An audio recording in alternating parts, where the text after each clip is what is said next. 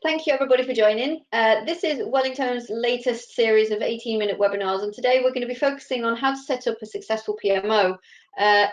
We have a companion article that we have on our website which can give you a little bit more information. 18 minutes, not a lot of time. We want it to be short and sweet, but fully packed of information. PMOs are really critical for successful delivery of projects and change. Yes, that above statement is true. However, there is a perfectly legitimate reason why an organisation might choose not to have a PMO in place. Maybe the organisation is very small and can't justify the spend to set up a new department. Maybe it's perceived as difficult to support a function that doesn't necessarily directly deliver projects or value to the critical bottom line. Whatever the reason, and although PMOs are indeed critical to successful delivery, as the business leader setting up the PMO, we must take time to understand the rationale, the why, or the why not. My name's Arnaz-Pemberton. I'm the Director of Consulting Services at Wellington, and I also look after sustainability and corporate social responsibility. You can follow me on social media using that QR code, or if you just search for PMO Ninjas on any of the social media channels. In case this is the first time you're joining us, Wellington is a project management consultancy firm. We have our head office here in the UK in Windsor. We also have an office in Dublin and an office in Madrid. And we have partners in Latin America helping us to spread the good PMO word. Wellington's mission is to enable our clients to make a step change in their project management maturity. And we do that through a number of different things, including technology. We're a Microsoft Gold partner, consultancy, training. We're the only Microsoft Gold partner that is also accredited by the APM and the IPMA as training providers. And we also run a number of conferences, events. We do research every year on the world of project management and PMO. So do follow us. We do try and keep the project management world a little bit interesting for everybody. Now, we only have 18 minutes, so let's start with looking at an industry view of PMOs. 82% of organisations tell us that they have one or more PMOs in place, which is a great number. And I've personally seen that number grow over the years that I've been involved in PMO and project management. PMOs also acknowledge that the last 5 years, we've actually seen real growth in terms of some of the responsibilities that they have, in terms of assurance, project management solutions, and also dependency management. Things that 5 years ago were maybe considered something a little bit less valuable, but now actually we're seeing that most PMOs are starting to work towards better assurance, having their teams technologically enabled, and making sure that we can see the dependencies coming and we can manage those as well. The least likely services that a PMO might offer a business actually now are looking at benefits realization, prioritization, and also training. Benefits and prioritization are interesting because they're also perceived as two of the hardest things to do for an organization. So it's really interesting that the things that we perceive to be really difficult, we actually just don't do. So maybe there's value in kind of thinking about, should we be focusing a little bit more on our benefits and our prioritization? And training is still not something that is 100% usual for PMOs to deliver. Quite often we have a very strong learning and development department who kind of manages all of that learning, all the learning that's happening in the business.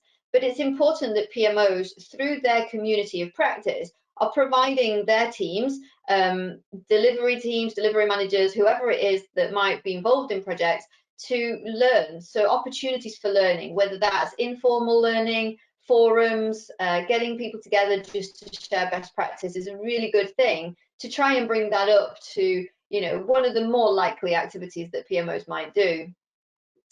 And we can also see when we look at time, cost and benefits in terms of how our project's delivered that organisationally we haven't nailed this yet. We can still see that there's still quite a lot of red in there. So we need to make sure that we are starting to find how PMOs can support projects to deliver to their time, cost and to achieve their benefits, because we're not quite there yet as a whole industry, I think. So let's have a look at the pillars that help us to start to think about developing a PMO. We make an assumption today that we're kind of starting from scratch. However, some of these will also help you when it comes to maybe transforming the PMO that you have. The first step is to kind of know thyself, is to look inwardly and understand where your PMO strengths lie in terms of how do we support the business today and what can we do about the challenges that we have. With project program or change management experience, it's easy to assume the job is basically the same as project management, but don't get blinded by your ego. You might have lots of experience within the world of project management, but we do need different skill sets to be successful in the world of PMO. So once you've identified your own strengths, you will also find weaknesses, areas of PMO that you don't maybe fully understand. Maybe you don't really believe in them yet. Top tip from us today is learning is doing. Educate yourself on the key aspects of setting up a PMO, utilizing tried and tested and independently reviewed ways, such as our PMO practitioner or change management practitioner courses and the wider academy that we have, to really understand where your gaps are and what you can do to make sure that when you start on your personal journey of building a PMO, that you can do so with confidence. The second pillar is, yes, know yourself, but you also need to know your organization. So if you're maybe new to the role, you need to take the time to understand the organizational culture. And remember that culture is a tricky thing. It will drive how things get done. It will tell you what's important, how people talk, as well as the behaviors that we see. Don't assume that the PMO model you had in a previous company or that you read about in a book applied blindly will automatically work. With culture comes the project management DNA, and every organization is different. Our top tip to help you with this particular pillar is call 3 people. Call 3 people that have been involved in delivery to understand what works, what doesn't, and how culture drives projects. If a PMO has existed before, call those people and understand why maybe it was disbanded. Remember to ask what works well. Good stories are going to really help you to achieve a balanced view of reality, as well as asking what doesn't work quite so well. The third pillar is know your customers. If you consider the PMO as a service provider, then we must understand our customers' needs. Our company wouldn't go to market with a new product without doing some market research. We need to treat our customers the same. PMO internal customers are often defined as internal people and teams who are involved in, impacted, interested in the project management practice in the organization. That could be pretty much anybody. And what's interesting about project management is no matter what job you do, you still have to plan, you still have to deal with ambiguity, and you still have to talk to people. So project management is actually quite a wide-ranging skill. So you need to make sure that you understand who your key customers are and work with them to identify what is the best fit practice solution for your PMO need. Starting with these 3 pillars, know thyself, know your organization, and know your customers, is going to stand you in really good stead for working to develop a new PMO. And let's now take a look at kind of little bit like the practicalities of that and what approaches certainly we recommend that you take. First of all, manage and organize the setup of a PMO as a program. There's going to be several streams of work that need to happen for a PMO to be successfully defined, designed, and delivered. Considering the project management experience that you might already have, acknowledging that the requirements gathering and delivery of each stream might need a different set of skill sets. That means 2 things. You should not be doing everything yourself. You need different teams to deliver different aspects of PMO. Knowing this, logically, you should organize yourself as a program of work. Remember the definition from the APM, a unique, transient strategic endeavor undertaken to achieve beneficial change and incorporating a group of related projects and business as usual activities. So it's really important that we consider setting up a PMO like a program, not just a big project. Our top tip to deal with this is, as a program of work, it is imperative that you have some kind of change management specialist working alongside you to fulfill the responsibilities required for successful change management and embedding the transformational change of standing up a brand new PMO. Change management is a key driver for programs. We need to make sure that people are confident and comfortable with our particular brand of PMO as we develop it. The next thing that we need to do in terms of our approach is to build a business case, making sure that we take the time to create a business case if we're starting from scratch enables a variety of things to happen. You can do research to identify the need, the best response, and define the PMO and its customers. You can then take time to design the right best fit practice that will support your organizational culture. You can also then manage the expectations of your customers through the approval process, ensuring that there are no nasty surprises after you have delivered your solution. And it allows for portfolio inventory to take place. So you get a feel of what is already available and how many projects are underway and how balanced the portfolio is. Our top tip for this one, remember that there will likely already be some structure in place in the form of templates, like maybe a RAID log. There might be some processes that have allowed project accounting to take place, amongst others.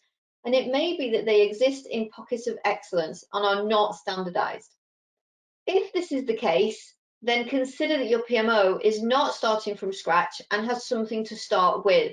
Don't throw everything away that people have been working on for a period of time.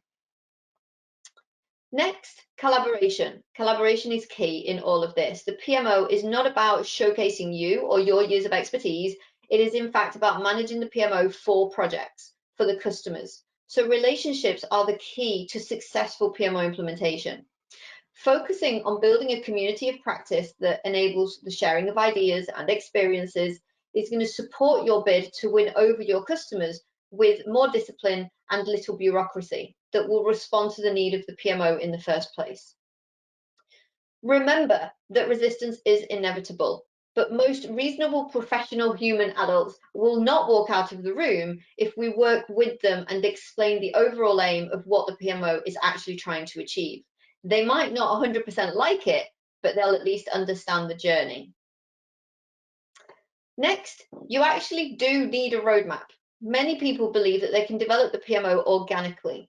And however clear we are about what that journey might be, that approach often fails to deliver true maturity in the project management practice on the long term. Organic growth is great once the team is embedded and the community is self-sustaining.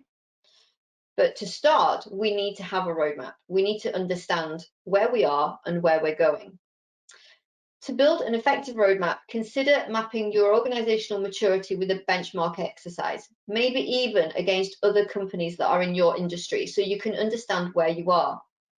Figuring out what level of maturity will help you then to figure out where you want to get to in terms of maturity and start to help you see how you will get there. Take a look at our Wellington PMO maturity assessment for more information on how this can really work to bring value to your PMO journey. And remember to stretch yourselves, but also be realistic with your aspirations. If you're starting from 0, level 5 out of 5 might be ambitious on your first pass. Our top tip when developing your roadmap is don't look out any further than 18 months to 2 years. The world is volatile and uncertain and complex and ambiguous, so you can safely assume that your environment, your scope, and your objectives will change over time. And then the last one for this in terms of approach is plan for engagement. The power of a good engagement strategy should not be underestimated. If we don't plan for communication, learning, and sharing events, they will inevitably fall by the wayside when everyone remembers that they are time poor and they've got too much to do. Wellington State of Project Management Survey shows us that the single biggest organizational challenge is trying to do too many things at once. We are all time poor.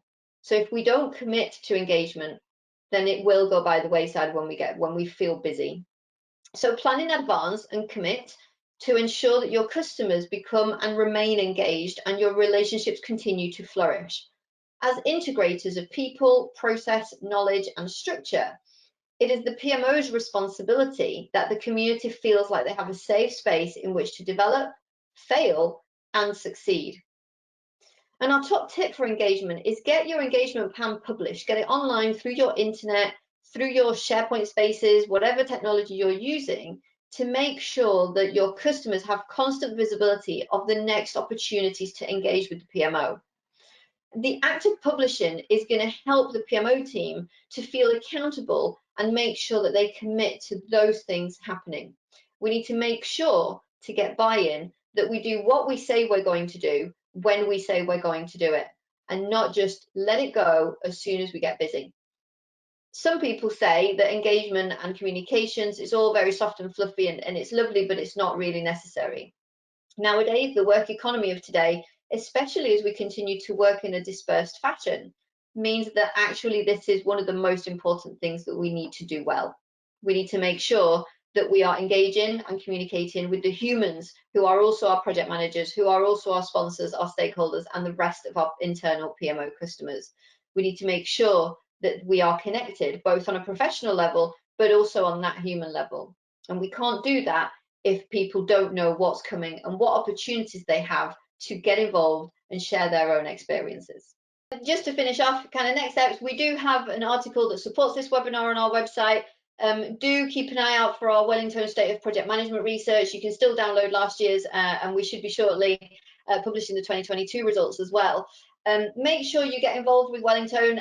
Like I said, we do provide a lot of different learning and networking opportunities for our network, so do get involved with Wellington. And as Hannah mentioned, we do have our Dr. PMO clinic. We have a set amount of time slots every month where you can just book half an hour completely free, just to kind of explore this or other topics further if you want to. And stay in touch, keep the conversation going internally within your organizations and externally with Wellington. And I hope to see you very soon at one of our events. Thank you all for joining.